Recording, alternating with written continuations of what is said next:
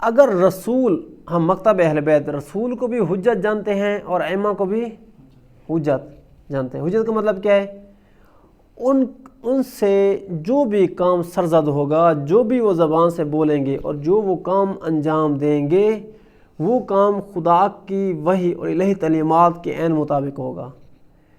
حجت یا معصوم، جس کو معصوم کہتے ہیں، رسول بھی معصوم ہے اور ائمہ علیہ السلام بھی معصوم ہیں. اسی معصوم ہونے کی وجہ سے حجت ہیں. حجت کا مطلب کیا ہے؟ کہ جو بھی یہ قول اور فعل انجام دیں گے، یہ امت پر اس کو کرنا واجب ہے، لازم ہے. یہ کوئی بھی قول اور فعل اپنی مرضی سے، اپنی خواہش کے مطابق نہ بیان کرتے ہیں نہ کرتے ہیں.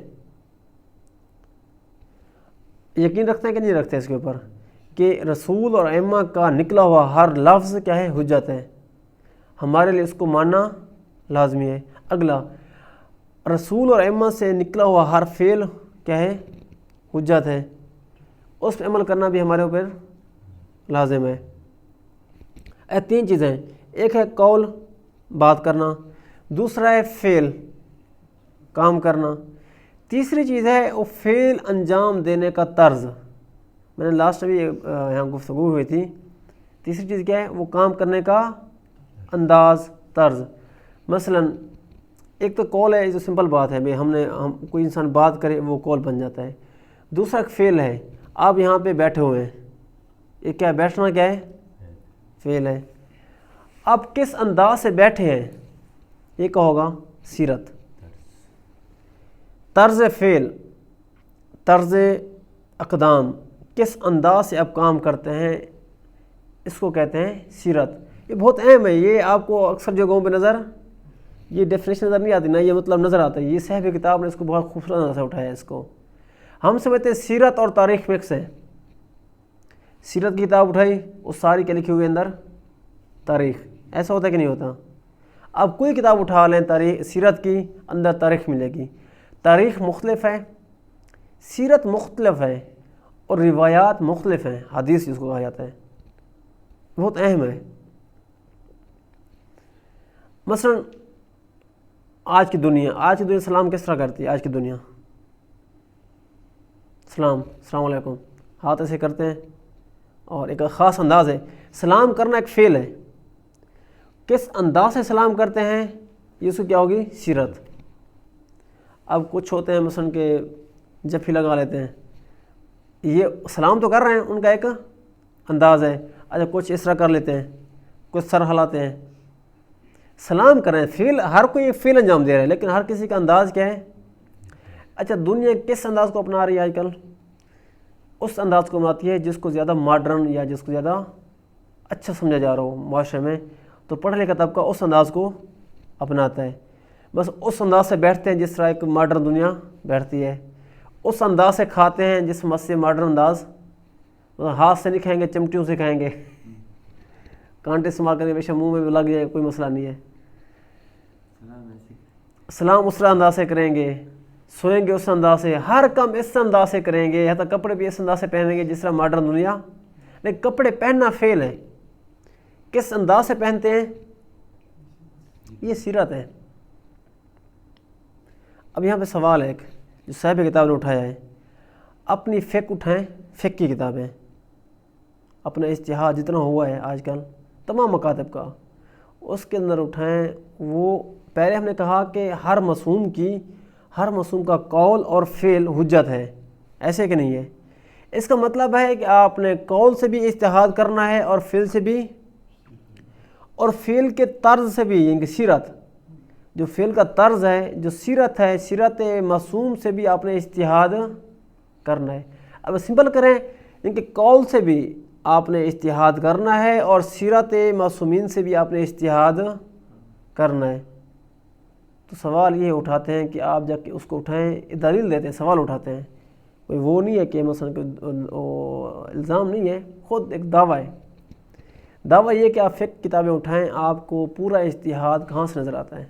بات بہت سخت ہے، بڑے بڑے سوال اٹھتا ہے اس کے اوپر، اور میں بھی ادا کروں، ڈر کے ادا کروں، کیونکہ میری ضرورت نہیں ہے اٹھانا. میں ایسے بھی کہہ رہا ہوں کہ میرا نہیں ہے سوال، یہ صاحب کتاب کا سوال ہے، اور بہت لاجیکل سوال ہے، اور واقعی ایک صاحب عقل انسان کے دماغ کو کھٹکتا ہے کہ اتنے دور گزر گیا ہے، قول نکلی باتوں سے تو اجتہاد ہو گیا، اور بہت ایک منبع کتابوں کا نکل آیا، ایک شریعت کا نکل آیا۔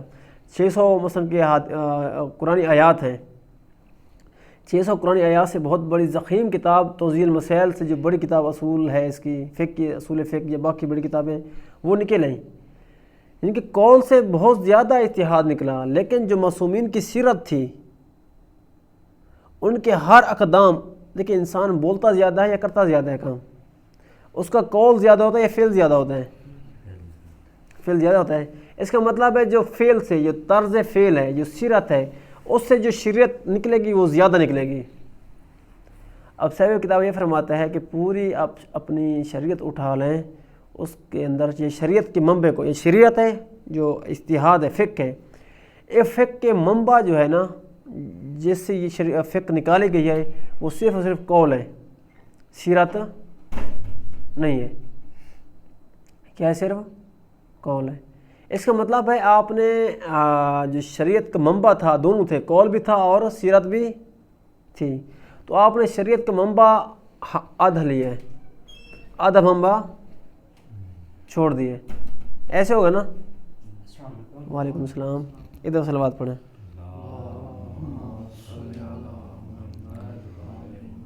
سمجھ آ گئی؟ یعنی کہ آپ نے جو شریعت کا منبع ہے جس سے آپ نے فتاوے نکالنے ہیں، فتویٰ دینا ہوتا ہے نا، فتویٰ کہاں سے دیں گے؟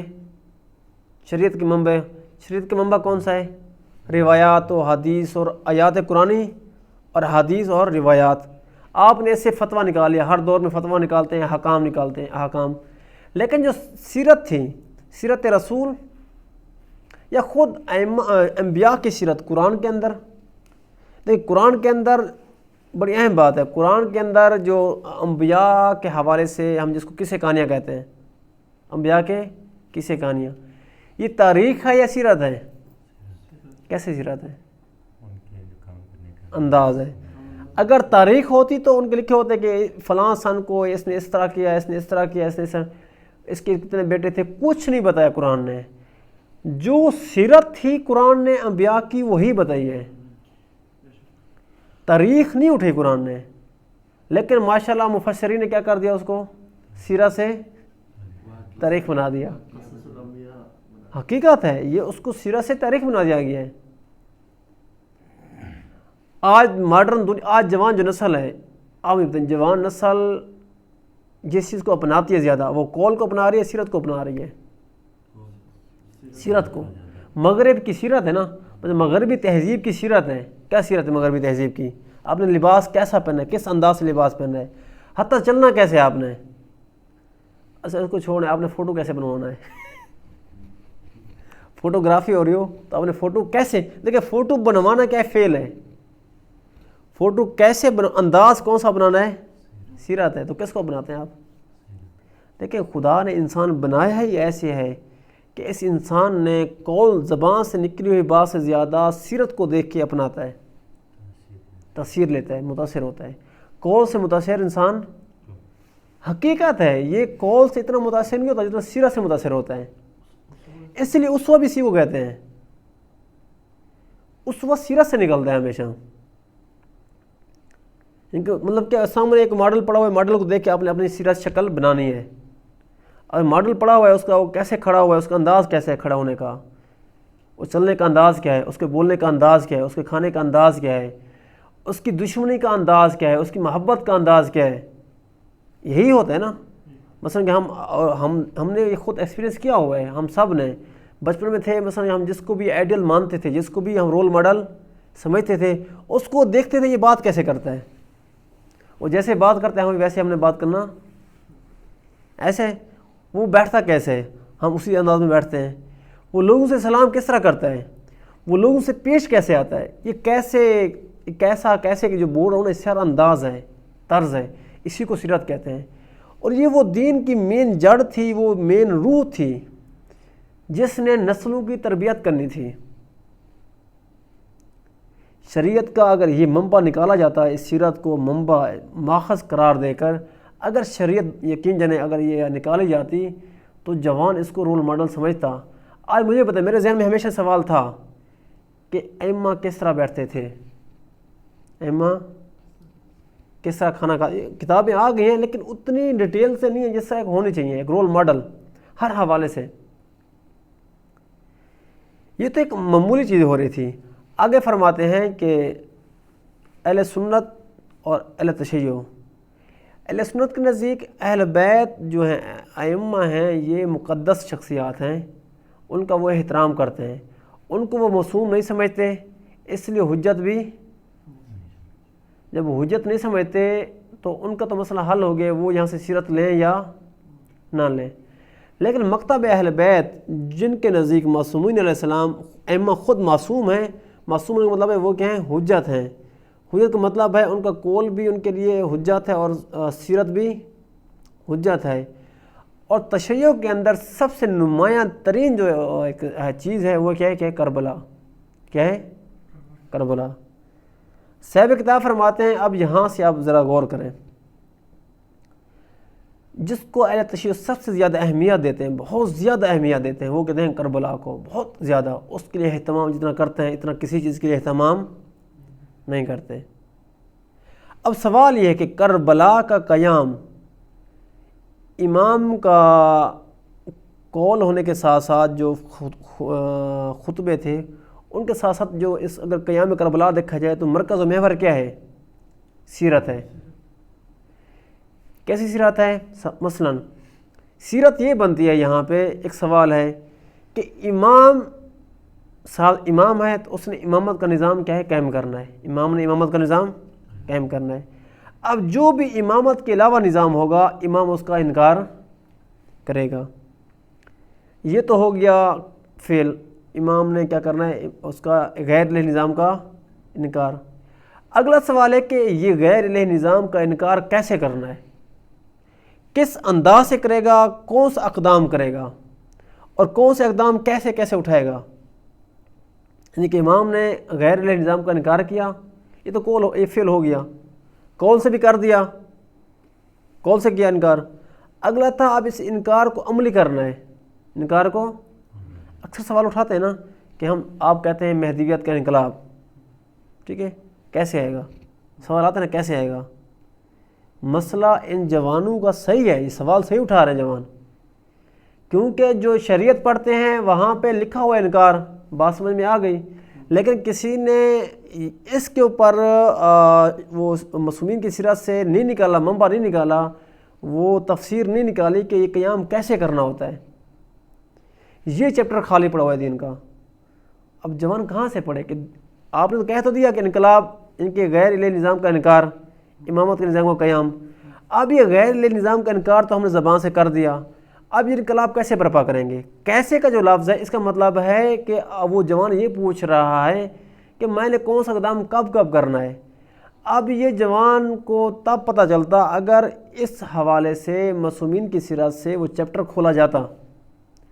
اگر معصومین کی سیرت والا چیپٹر کھولتے تو یہ سوال آٹومیٹک جوان کا حل ہو جاتا. کیونکہ آپ نے معصومین کی سیرت کا چیپٹر نہیں کھولا، صرف قول والا جو روایات والا چیپٹر کھولا ہے. وہاں سے یہ بات سمجھ میں آ گئی کہ انکار کرنا ہے. کیسے کرنا ہے یہ سیرت بتائے گی آپ کو. الحمدللہ وہ چیپٹر کلوز رہا، کسی وجہ سے بھی رہا لیکن کلوز رہا. اگر اس کو چیپٹر کو کھولے بغیر آپ کبھی بھی انقلاب لا ہی نہیں سکتے، ممکن ہی نہیں ہے لا سکیں. کیسے اقدام کرنا ہے، کیسے قیام کرنا ہے، کون سا قدم کب اٹھانا ہے، کیسے اٹھانا ہے، وہ سارے سوالات ہیں. آپ کو کوئی اسٹریٹجی نہیں ملے گی کہیں پہ. معصومین کی لکھی روایت آسان نہیں ملیں گی، بلکہ معصومین کا ہر قدم خود ایک بولتا ہوا ثبوت ہے کہ آپ نے یہ کام کرنا ہے اس وقت. تو اس حوالے سے اگر ہم کربلا کیونکہ خود کیا ہے امام حسین کی سیرت کا نام ہے، کربلا کے امام حسین کی سیرت کا نام ہے. اگر کربلا کو ہم شریعت کا منبع قرار دیتے ہیں کہ کربلا سے ہی فقہ نکالتے ہیں. ہم نے پہلے ڈسکس کیا تھا کہ دین ابراہیمی جو حضرت ابراہیم نے اقدام کیے تھے باقی تمام انبیاء نے اسی کی کیا کی؟ تبلیغ کی. خود رسول کو بھی کہا گیا تم دین ابراہیمی کی تبلیغ کرو. یہ سارا دین چلتے چلتے جو امام حسین نے اقدام کیا سارا دین اس کے اندر مرکوز ہو گیا، ہر حوالے سے مکمل دین، جامع دین ہو گیا۔ اگر آپ نے جامع دین سمجھنا ہے یا جامع فقہ سمجھنی ہے، مکمل ترین ہر حوالے سے جامع فقہ سمجھنی ہے، تو سیرت امام حسین اور قیام کربلا کو سمجھو۔ قیام کربلا کے جو امام حسین کی سیرت ہے، اس سیرت کو آپ منبع قرار دو شریعت کا۔ اگر کربلا کو آپ شریعت کا منبع قرار دیں تو سب سے پہلے فتویٰ کون سا بنے گا؟ سب سے پہلا فتویٰ کیوں؟ میں وضاحت کر دیتا ہوں۔ امام حسین نے مدینہ میں امام حسین دین کی تبلیغ کر رہے تھے، وہ بھی چھوڑ دی۔ وہ غریب غربا کا خیال بھی رکھ رہے تھے، وہ بھی چھوڑ دیا۔ بہت سارے اور کام دینی الہی کام انجام دے رہے تھے، وہ بھی چھوڑ دیے۔ روزہ رسول کو بھی چھوڑ دیا، ابائی گھر بھی چھوڑ دیا۔ سارا خاندان، پورا خاندان لے کے چل پڑے۔ مرکز و محور مکہ تھا، وہاں پہنچے۔ 6 ماہ قیام کیا، لیکن حج کا ٹائم آیا، حج کو بھی ترک کر دیا، حج بھی نہیں کیا۔ خود ہے کہ امام حسین حج سے بہت زیادہ محبت کرتے تھے، عشق کرتے تھے حج سے، حج کرنے سے، کیونکہ دین ابراہیمی تھا۔ ہم سمجھتے ہیں ثواب کے لیے، کیونکہ وہ ابراہیم کی روش کو امام حسین سنا کہ زیادہ امام حسین نے حج کیے، بہت زیادہ حج کیے۔ کیوں؟ وہ دین ابراہیمی کو اپنے اوپر مشق کر رہے تھے، عملی کر رہے تھے اس سیرت ابراہیم کو، اور وہ کر کے تکمیل کی اس کی۔ جو ابراہیم نے سیرت اپنائی تھی، آغاز کیا تھا، اس کی تکمیل کر دی۔ اس کا مطلب ہے امام حسین سارا کچھ بتا رہے ہیں کہ دین میں جو مقدم چیز ہے، سب سے پہلی چیز ہے وہ یہ ہے کہ یزیدیت جیسے نظام کی، غیر الہی نظام کی، وقت کے یزید و فرعون و نمرود کا انکار کرنا۔ پہلا فتویٰ شریعت کا یہ ہونا چاہیے آپ کا۔ توضیح المسائل میں سب سے پہلا فتویٰ یہی لکھا ہونا چاہیے تھا۔ اگر آپ کربلا کو فقہ کا منبع قرار دیتے، اس لیے اب یہاں سے ذرا جملے کو غور کریں۔ امام خمینی نے فرمایا تھا نماز سے واجب تر ہے اسلامی حکومت کا قیام۔ سمجھ میں آتا ہے یہ فقہ امام خمینی نے کہاں سے نکالی تھی؟ کربلا سے۔ کسی کو سمجھ میں نہیں آ رہی تھی یہ بات۔ خود امام خمینی کیا فرماتے ہیں؟ ہاں اب میں آگے وضاحت کرنی تھی، پہلے کر دیتا ہوں، اب چلو بات نکل پڑی ہے۔ ایک فقیہ نے کربلا کو منبع قرار دیا شریعت کا، کربلا کو منبع قرار دے شریعت اور فقہ کا، وہ کون ہے؟ امام خمینی۔ جیسے کربلا کو منبع قرار دیا، اس لیے فرمایا یہ انقلاب میں نے شورا سے لیا ہے۔ دیکھیں روایات کے اندر آ رہا تھا کہ ہر دور کی غیر اسلامی حکومت کا، جابر حاکم کا آپ نے انکار کرنا ہے۔ کیسے انکار کرنا ہے، اس پہ کوئی نہیں کر پا رہا تھا۔ امام خمینی نے کربلا کو ہی مرکز و محور قرار دے کے پورے، حتیٰ آپ امام خمینی کے تمام اقدامات چیک کرتے جائیں اور کربلا کو بھی چیک کرتے جائیں، بالکل وہی سٹیپس امام خمینی نے اپنائے ہیں، کوئی نقل نہیں مارے کسی اور سے، مغرب سے انقلاب کی۔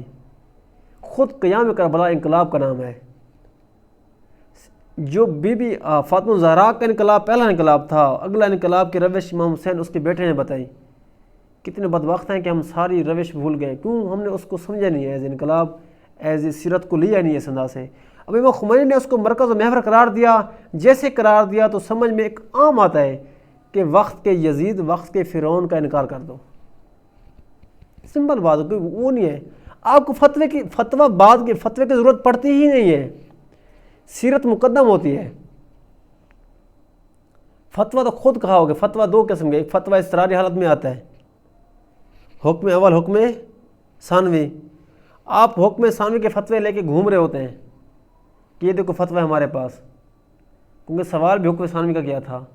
بھائی حتیٰ حکم اول سے مقدم تو سیرت ہے، جس پہ ائمہ نے خود اقدام کر کے چلے گئے، اور اقدام چھوٹا موٹا بھی نہیں تھا، اپنی پوری آل قربان کر دی، پردے بھی دے دیے، ہر ظلم سہا۔ تاریخ اتنا ظلم کربلا میں سہا، کیوں سہا امام حسین نے؟ کبھی سوچا ہے؟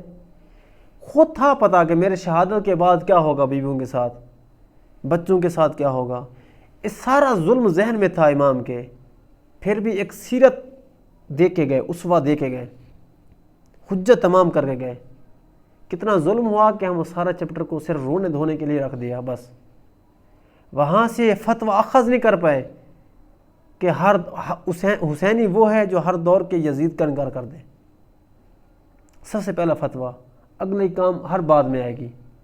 اب انکار کر دیا، اگلا سوال اقدام کیسے کرنا ہے، یہ بھی حسین سے پوچھو۔ کربلا کو پڑھو ذرا اس انداز سے۔ امام حسین مدینہ سے نکلے، یہاں سے دیکھو کہ امام حسین نے قیام کیسے کیا، مکہ تک، مکہ سے کربلا، جو آخری فیصلہ کن گھڑی ہوتی ہے جو آمنے سامنے، وہ 10 محرم کو ہوا تھا۔ اس سے پہلے کتنے امام حسین نے کام کیے، اس کو ذرا پڑھو۔ وہی انقلاب کی روش ہے، وہی انقلاب کا راستہ ہے۔ اکثر سوال کہتے ہیں آپ کا مطلب ہے یزید وقت کے یزید کا غیر الہی حکومت کا انکار کر دیں، کہ روڈوں کے اوپر آ جائیں، اسلحہ اٹھا لیں۔ تمہیں کس نے کہا ہے اسلحہ اٹھانے کو؟ امام حسین کو پڑھ لو کہ امام حسین نے کس طرح قیام کیا تھا۔ مدینہ سے نکلتے نکلتے کربلا تک، 9 محرم تک جو امام حسین نے قیام کیے، اقدام کیے، ہاں وہ سال کا اقدام تھا، وہ 9 مہینے کا اقدام تھا، یہاں یہ 20 سال کا ہو سکتا ہے، 50 سال کا ہو سکتا ہے۔ یہی روش وہی ہے، اقدام وہی ہیں، ان کو کھولنے کی ضرورت ہے۔ وہ جو امام حسین نے مدینہ سے نکلتے ہوئے مکہ اور مکہ سے کربلا تک جو بھی اقدام کیے، ان اقدام کو سیرت امام حسین کہتے ہیں۔ ان اقدام کو تفسیر کی ضرورت ہے، ان اقدام کو شریعت کے منبع ہونے کی ضرورت ہے، یہاں سے فتاوی نکالنے کی ضرورت ہے، ان کو نکال کے فتوے دینے کی ضرورت ہے۔ خود انقلاب کیسے آتے ہیں؟ فتویٰ ہے نا، انقلاب کیسے آتے ہیں، انقلاب کی روش کیا ہے، یہ بھی کربلا سے نکل آئے گی۔ اب یہ بتائیں کہ یہ چیپٹر جب سے کلوز ہوا، جب سے مثلا ایک عام سی بات ہے کہ ایک انسان ہر چیز ایک کام کر کے خود جاتا ہے، پھر بھی آپ کہیں سے ایک فتویٰ لا کے گھوم رہے ہوتے ہیں کہ یار یہ کام جائز نہیں ہے۔ اگر جائز نہیں تھا تو امام حسین نے قیام کیوں کیا؟ اس حد تک گئے، قیام کس کے خلاف کیا؟ وقت کی یزیدیت، غیر الہی نظام کے خلاف قیام کیا۔ یعنی کہ امام حسین نے امامت کے نظام کی برپائی کے لیے قیام کیا۔ تو آپ کا سب سے پہلا کام یہی ہو، پہلا فتویٰ یہی ہو کہ ہر انسان، ہر حسینی پر فرض ہے امامت کے نظام کے لیے کوشش کرنا۔ کسی سے فتوے کی ضرورت نہیں ہے، سب سے بڑا مفتی اعظم خود امام حسین ہے۔ امام حسین کی سیرت سب سے بڑا فتویٰ ہے آپ کے لیے۔ دیکھیں بڑا فرق ہے، آپ یہ کہ مثلا کہ فلاں مرجع تقلید، فلاں مرجع تقلید، سب کا احترام لازم ہی ہے، لیکن یہاں پہ اگر دیکھ لیں آج کے مرجع تقلید، امام خمینی کو دیکھ لیں، پہلے مرجع تقلید تھے، اسی وقت جب امام خمینی ایران میں قیام کر چکے تھے، بہت سارے ہر دنیا میں عالم تھے کہ نہیں تھے، مجتہد تھے، لیکن کسی کو یہ بات سمجھ میں نہیں آئی تھی، کیونکہ سارے پریشان تھے انقلاب کہاں سے امام خمینی لے کے آ رہے ہیں۔ مثلا کہ جب سوال پوچھا گیا کہ اتنے لوگ مارے جائیں گے، جب شاہ نے کہا کل کوئی بحر نکلا تو میں ساروں کو اوپر بمبارمنٹ کر دیں گے، ساروں کو مار دیں، قتل عام کر دیں گے۔ یقین جانے وہ علماء جو امام خمینی میں اس کی امام خمینی کی تحریک کا حصہ تھے، مرجع تقلید، انہوں نے لیٹر لکھے امام خمینی کو کہ فتویٰ آپ یہ حکم واپس لے لیں۔ کیوں؟ کل قتل عام ہو جائے گا، قتل عام کس کے سر پہ جائے گا؟ اتنا خون بہہ جائے گا، اس خون کس کے سر پہ جائے گا؟ ایک طرف وقت کی ظالم حکومت کا پریشر امام خمینی کے اوپر کہ ہم آپ بمبارمنٹ کر دیں گے، ایک طرف اپنے مجتہدین کرام کا پریشر کے فتویٰ واپسی لو، کیونکہ انہوں نے صرف قول سے، روایات سے جو دین اخذ کیا ہوا تھا اس کے مطابق جہاں بھی خطرہ ہو آپ سائٹ پہ ہو جاؤ، لیکن سیرت امام حسین کے خطرات میں آتش نمرود میں بے خطر کود پڑا، آتش نمرود میں عشق، عقل ابھی محو لب بام، ابھی ان کے اس طرح کے عقل ابھی سوچ رہی ہے، عشق کیا ہے، کود پڑا ہے۔ اگر تو یہ غلط تھا، نعوذ باللہ، اللہ معاف کرے، امام حسین کا اقدام کے خطرات دیکھ کے آپ پیچھے ہٹ جاؤ تو پھر کربلا کو کہاں لاگو کرے، کہاں کرو گے آپ؟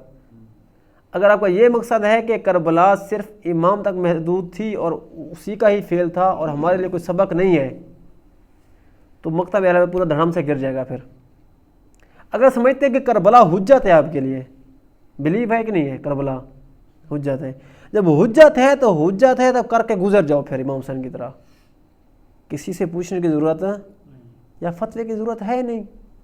فتویٰ وہاں پڑتا ہے ضرورت جہاں آپ کو پتہ ہی نہ ہو کہ کیا کرنا ہے۔ اب امام حسین کیونکہ یہ دیکھیں ایک بچہ ہے، اس نے کھانا کیسے کھانا ہے، اس نے والد کو دیکھنا ہے کھانا وہ کیسے کھا رہا ہے، اس کو کسی سے پوچھنے کی ضرورت نہیں ہے۔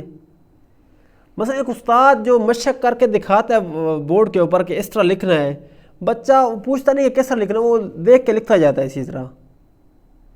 امام حسین مشق کر کے چلے گئے، ایک عملی مشق کر کے چلے گئے، مشق سامنے ہے آپ کے، وہ پکچر سامنے ہے، وہ اقدام سامنے ہے، وہ سیرت سامنے ہے، یہ فتوے کی ضرورت کہاں پڑی آپ کو؟